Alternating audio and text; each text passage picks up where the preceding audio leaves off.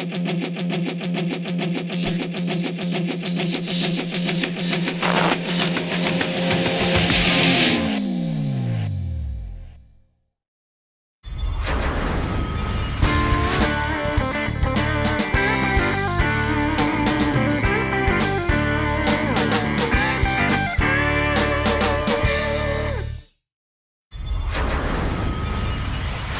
mate, the next subject we're going to talk about is horses pawing when tied up, okay?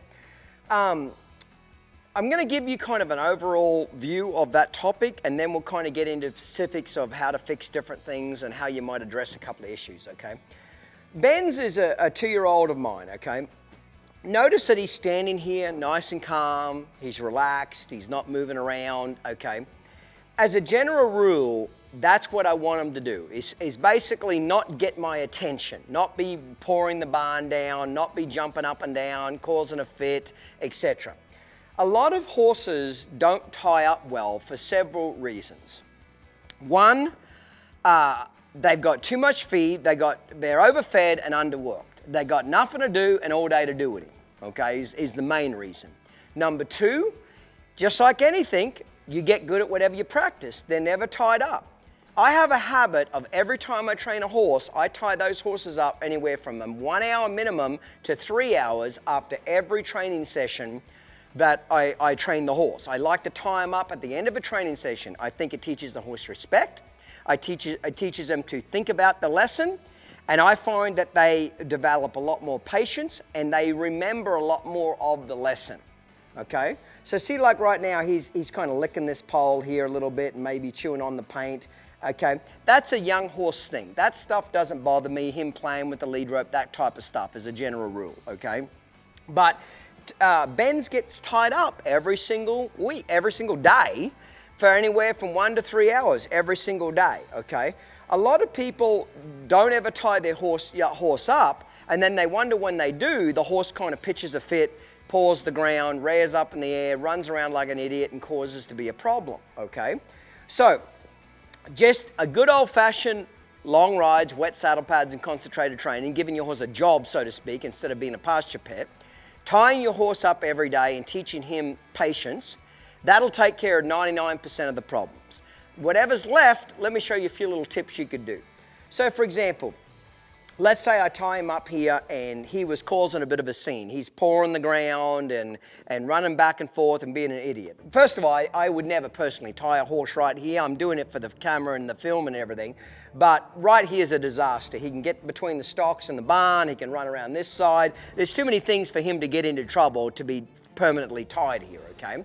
But let's say he was causing a little bit of a scene, okay? I can just unsnap him and put his feet to work. Now I am on concrete here, so I'm going to have to be a little bit cautious of how much I move the horse around, but I'm just going to do the sending exercise here. Now because I'm on concrete, I'm not going to be able to move him really fast because I don't want him to slip over with his shoes on, but I can move the horse back and forth. Now if we are out on dirt or grass, I would actually make him trot through this gap and put a lot more effort in. So I might do this for 3 to 5 minutes, just moving back and forth. Okay? And after I've got him using the thinking side of his brain, and he's calm and relaxed, then I would immediately, straight away,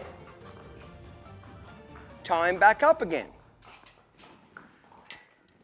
And then I would theoretically see him lick at his lips there using the thinking side of his brain, and then I'd walk away and go do whatever I was doing. And then if he started causing a scene again and saying, hey, reactive side of his brain, see him just take a big breath just then, put his feet back to work again, okay? What I'm basically saying is take that negative energy and do something constructive with it. Do lunging for respect, stage 1 and 2 with him. Hustle his feet around, give him a job. When he's huffing and puffing and out of air and he wants to stand still, tie him back up again. The worst thing you can do when a horse is pawing the ground and pitching a fit is untie him and put him away. That'd be like a 3-year-old pitching a fit at the shopping center and having a temper tantrum, and you give it a piece of candy to make it shut up. You're just feeding the demon. You're rewarding that bad behavior, okay? Horses don't learn from pressure, they learn from the release of pressure, okay? So that would be one suggestion. Obviously, I did it a lot slower because I'm on a concrete barn here, okay? But if you're out on dirt or arena fence, you could obviously do a lot more out there.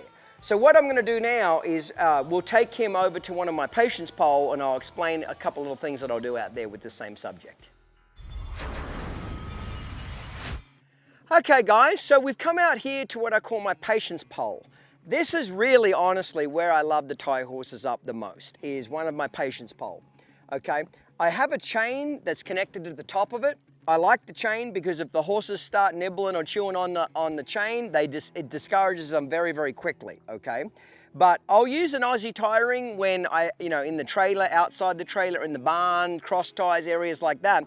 But as much as I can, I always like to put a horse on what we call a patient's pole. For this reason, we were talking about a horse pawing the ground and getting nervous when being tied up. Watch this. If Ben's here wants to move around and get nervous, he can actually move around. The patient pole has a bearing at the top that rotates, and the horse can actually move around. So when a horse is nervous and doesn't want to stand still, his first reaction is to move his feet.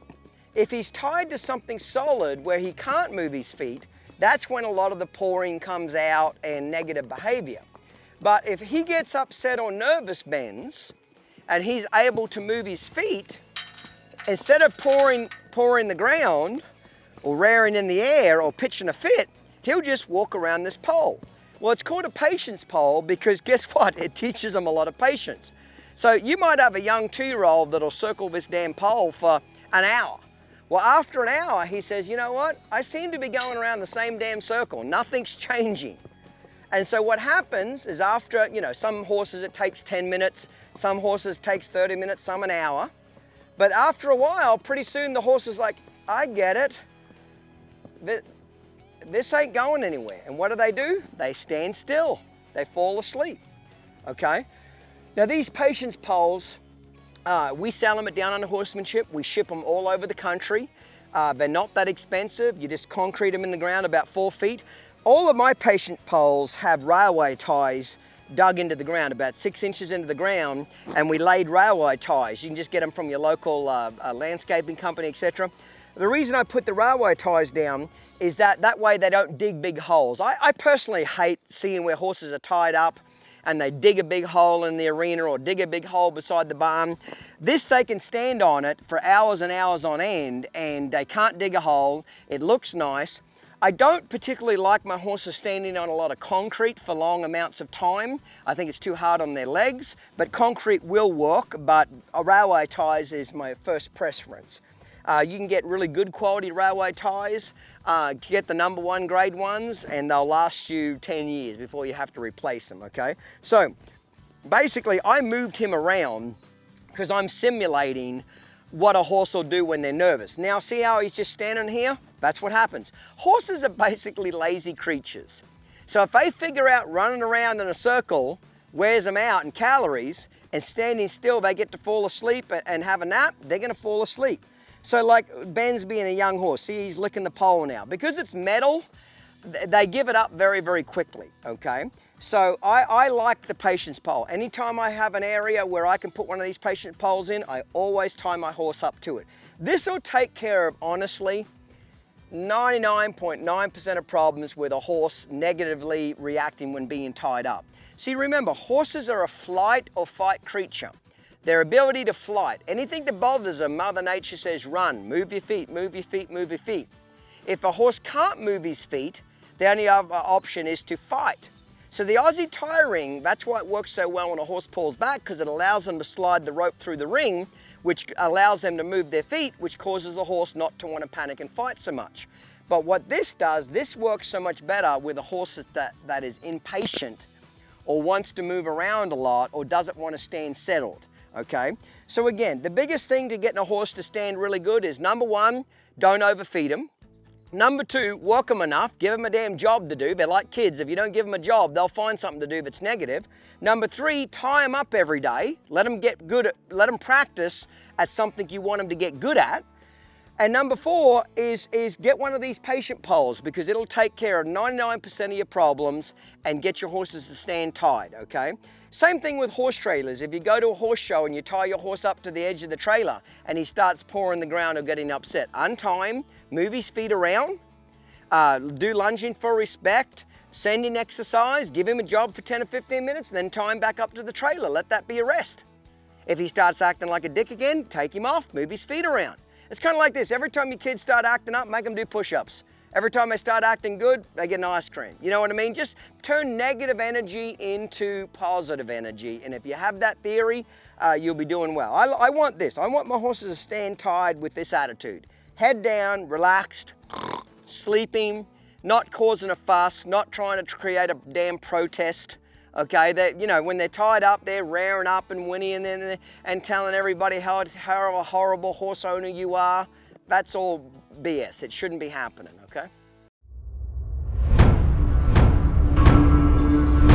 Want more? Get more. The No Worries Club is the best way to get the most out of your training experience. Stick around to find out more. Hey mate, Clint Anderson here. For the past 20 years, I've devoted my life to creating the best training tools and videos available to help bring my method to you. But there's only one problem. You can't bring your TV into the arena.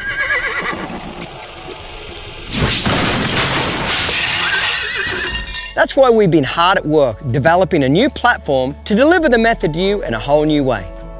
A way that brings 20 years of horsemanship and puts it in the palm of your hand. Introducing the mobile method. It's part of the new Downunder digital experience, and it makes learning the method easier than ever before. Let me show you how it works, mate. Now you can always have access to the method, even when you're on the go or at the barn. The Downunder Horsemanship app gives you access to your digital training kits and allows you to download videos and training content directly to your mobile device or view them on your computer. The Downunder Horsemanship app also offers over 86 hours of free, in-depth training content. No Worries Club members will have full access to Clinton's ever-growing training library and a massive amount of members-only features and information. And the best part is, you can view and interact with each lesson on your mobile device or computer, giving you ultimate access to the method anytime and any place. The method is the key to getting the most out of your partnership with your horse. We want everybody to experience the difference it will make. That's why we created 3 new ways for you to get the training content you need at the price you want.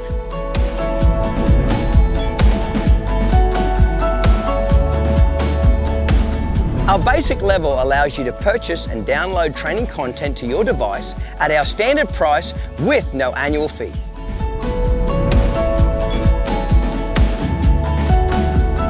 When you become a No Worries Club member for $19.99 a month, you get up to 50% discount on any of your purchases. Plus, you get 8 digital videos and 4 digital journals a year, and access to the No Worries Club website, the largest collection of method material and resources in the world. Plus, you can become part of our social network and chat with thousands of other folks just like you.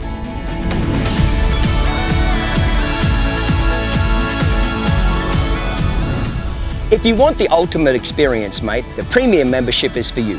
You get all the benefits of the No Worries Club, a printed copy of our No Worries Club quarterly journal, and access to all of the method and the professional series kit training videos.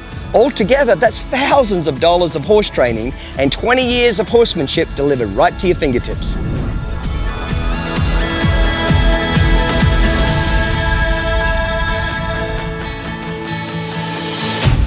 So there you have it, folks. The new mobile method app is the easiest and most effective way to deliver the maximum amount of knowledge at a minimal amount of time. And with the new No Worries Club, you can be assured you're going to get exactly what you need at a price that's right for you. It's a free download, so what are you waiting for, mate? Get started today. Start your digital training experience today. Visit our website and download the Downunder Horsemanship app to experience the method in a whole new way.